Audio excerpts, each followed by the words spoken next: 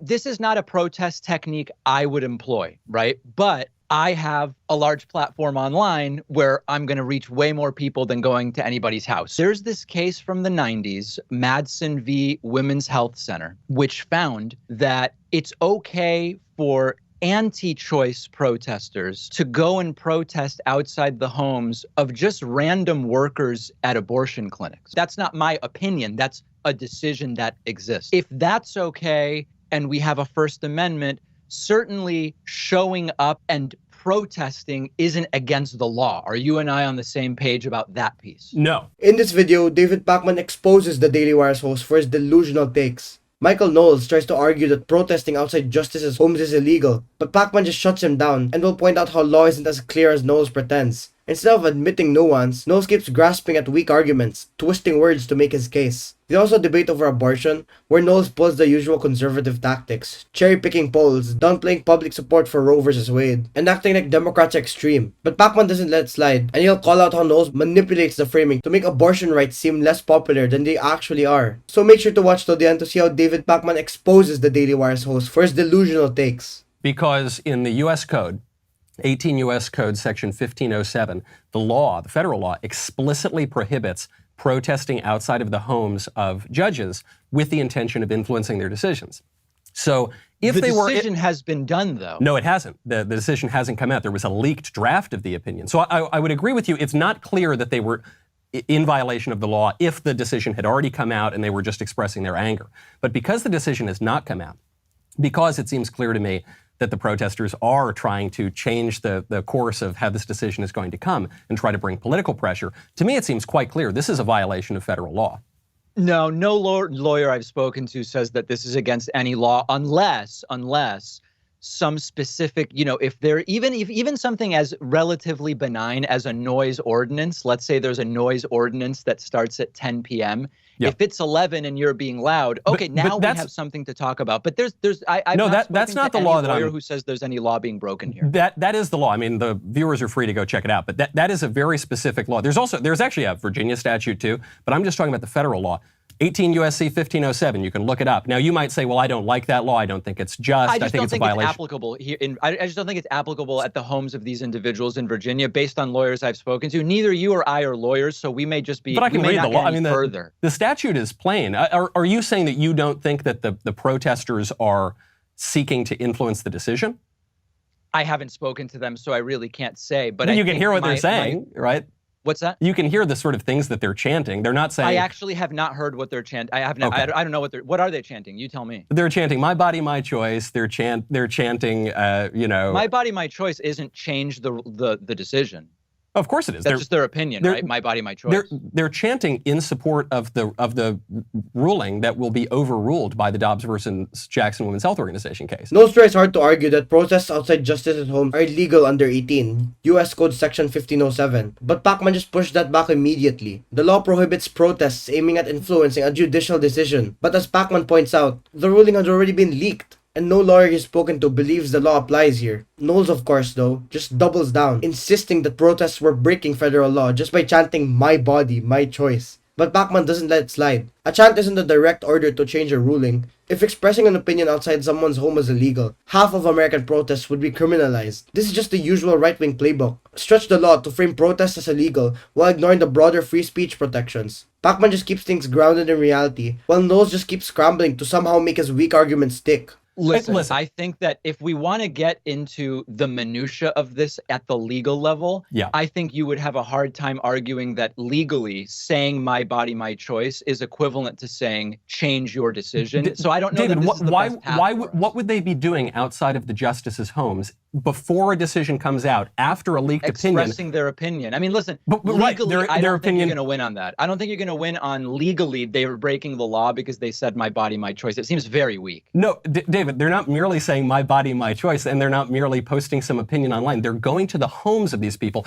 Actually, the group that sent them, it's called Ruth Sent Us, they said that this is an unacceptable attack on women and LGBT, and we need to force them, right? That was the key word. We need to force them to change their views using a diversity of tactics. And we would acknowledge that peaceful protesting is just one tactic, so it seems like they're calling for other things. But even that word force, what does that word force? Michael, now you're blending. Now you're saying, well, they've used peaceful protesting, but they're calling for other things. No, but so they've broken. That isn't my problem. No. I mean, I think that is a separate issue. But the very fact that the organization that sent, I'm sorry. But you introduced it in this conversation.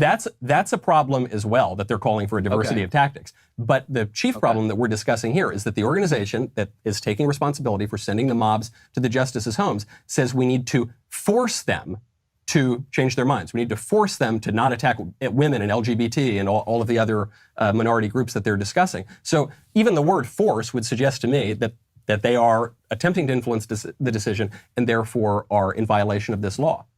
Yeah, I'm not trying to skirt the main point you're trying to make, which I am unsure I can identify, but I haven't seen that specifically said, so it's just hard for me to comment on it. I can you're pleading ignorance on this point. No, I'm not pleading ignorance. What I can speak to is, if any crime has been committed, charge them. Okay. I'm totally with that. Yeah. Okay, that makes sense. Do you think now, from your perspective as a reasonable Democrat, if you were advising Democrats? I'm not a Democrat. I've never been associated with the Democratic Party. Really? What? Yeah. Are you in any party, or you're just independent? No. Yeah, I'm just independent. You would generally vote for Democrats, I would assume. I vote for more Democrats than Republicans. I don't care about parties, though. I see parties essentially almost like corporations that justify their own existence to just continue existing in opposition to the other party. Do you really vote for Republicans?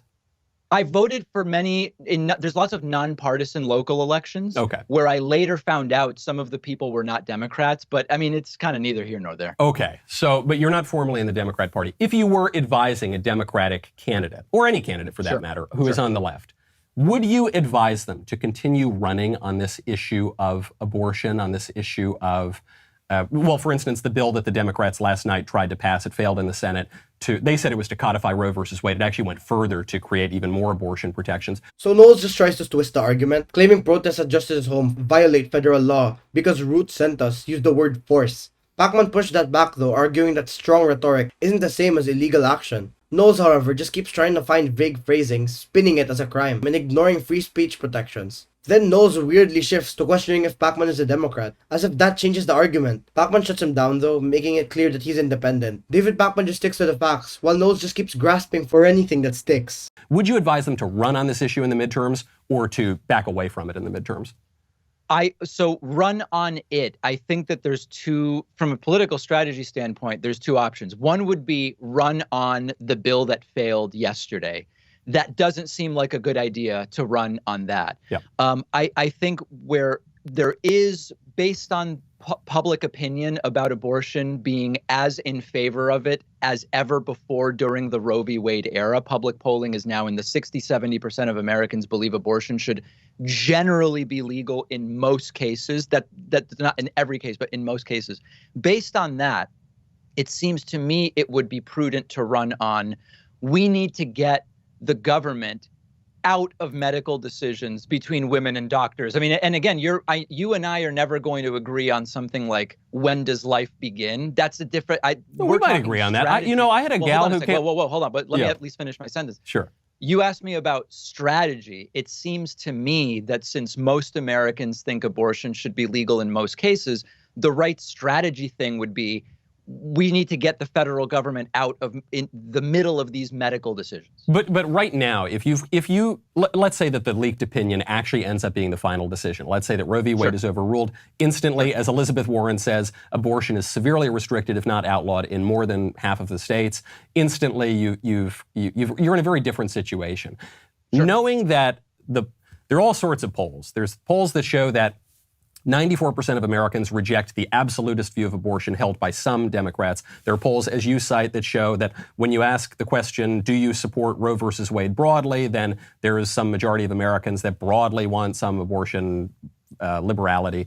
Michael, that's very mealy-mouthed. I mean, let's just be honest.